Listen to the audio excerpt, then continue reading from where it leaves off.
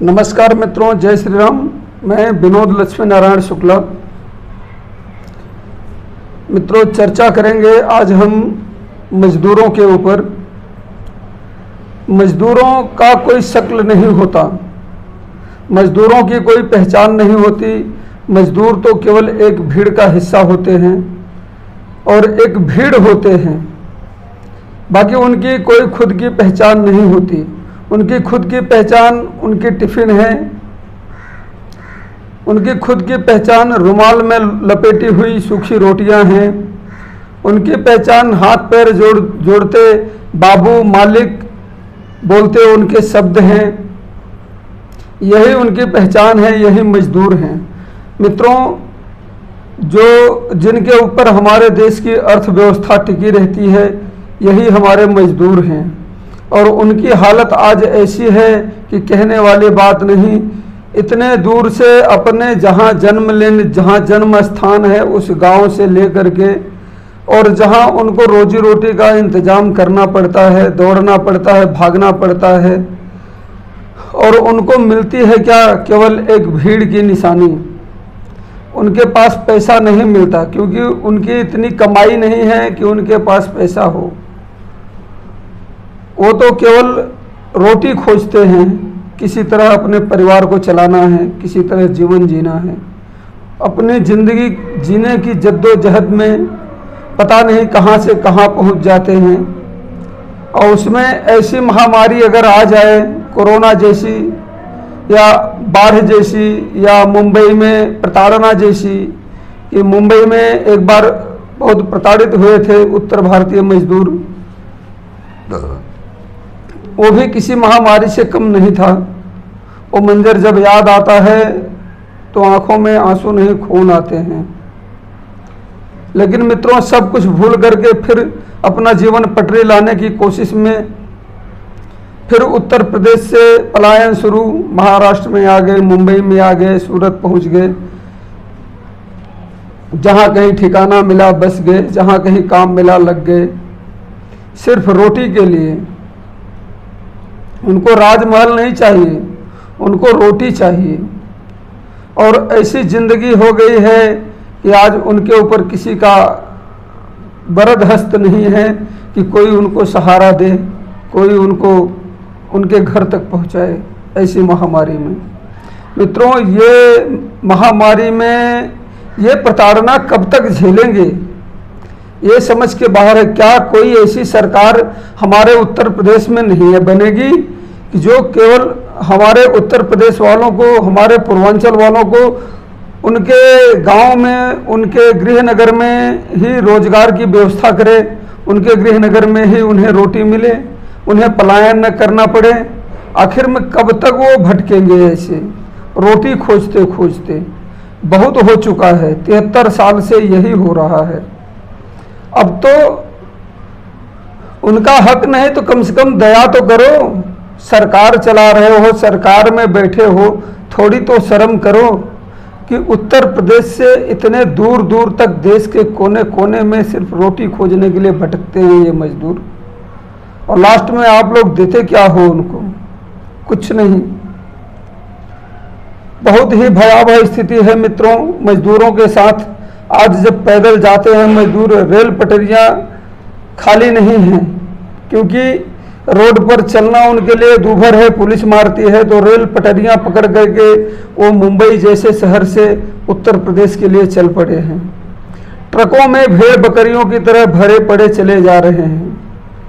उनके पास 4 व्हीलर गाड़ी और एसी कार करके जाने की हिम्मत नहीं है। सरकार की सुविधा ऐसी है कि 2 घंटे का टाइम देते हैं कि लॉकडाउन होने वाला है, आपको जो करना है वो कर लो। वो 2 घंटे में बेचारे मजदूर क्या कर लेंगे, कहाँ चले जाएंगे? यहाँ के स्वयंसेवी संस्थाओं ने बहुत मेहनत किया, अथक परिश्रम किया। हमारे उत्तर भारतीय लोग, जो भाई लोग हैं, जो सक्षम थे, उन्होंने अथक परिश्रम किया, लोगों को खाना पहुँचाया, खाना दिया। लेकिन महाराष्ट्र सरकार ने थोड़ा भी ध्यान नहीं दिया इन मजदूरों के लिए। क्या महाराष्ट्र के विकास में इन मजदूरों का कोई हाथ नहीं है? ये सरकार को सोचना चाहिए। कल जब फैक्ट्रियां चालू होंगी तो फिर ये मजदूर खोजेंगे और फिर वही मजदूर फिर यहाँ आएंगे, क्योंकि वो मजबूर हैं और मजदूर हैं, उनको आना ही पड़ेगा। आखिर ये मजबूरी कब तक झेलेंगे आप लोग? अब तो आवाज़ उठाओ, अब तो अपना अधिकार मांगो कि भाई हमारा पूर्वांचल कब तक उपेक्षित होगा। आप जब बम्बई जैसे शहर में किसी से मिलते हैं, परिचय होता है, बात करते हैं, जब बातें होती है तो भैया आपका घर कहाँ है, तो हमारा घर प्रतापगढ़ है, हमारा घर इलाहाबाद है, कोई जौनपुर बोलता है तो कोई मऊ बोलता है, आजमगढ़, गोंडा, बस्ती, अयोध्या, फैजाबाद,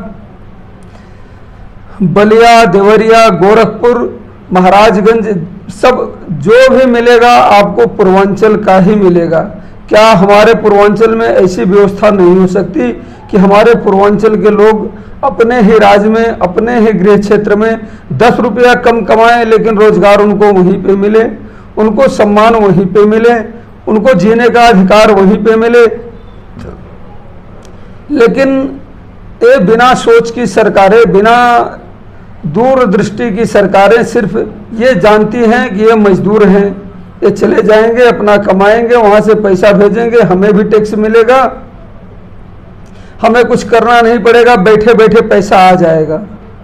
मित्रों, जितनी दयनीय स्थिति हमारे उत्तर प्रदेश की है और उसमें भी जितनी खराब स्थिति हमारे पूर्वांचल की है, उतनी खराब स्थिति हमने भारत में कहीं नहीं देखा है। मित्रों, मैंने भारत के बहुत से राज्यों में मैं जा चुका हूँ, कर्नाटक, केरल, तेलंगाना, हैदराबाद, छत्तीसगढ़, मध्य प्रदेश और महाराष्ट्र में और गुजरात में, मैं काफ़ी राज्यों में जा चुका हूँ, देख चुका हूँ। और मैं जहाँ जाता हूँ मैं देखता हूँ कि आखिर यहाँ इतना विकास क्यों है, ये विकास हमारे उत्तर प्रदेश में क्यों नहीं है।